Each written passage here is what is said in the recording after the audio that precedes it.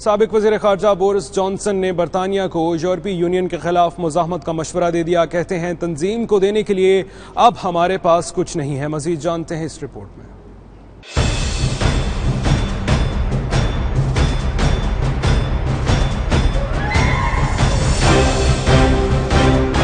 Brexit کے بڑے مخالفین میں شمار ہونے والے سابق وزیر خارجہ بورس جانسن کا کہنا ہے کہ برطانیہ میں ایک بڑا معاشی بحران سر اٹھا رہا ہے جس پر فوری ایکشن لینے کی ضرورت ہے. ان کا کہنا تھا کہ یورپی یونین نے ہمارے ملک کو 2 سال بری طرح استعمال کیا جس کی اب مزاحمت کرنا ہوگی.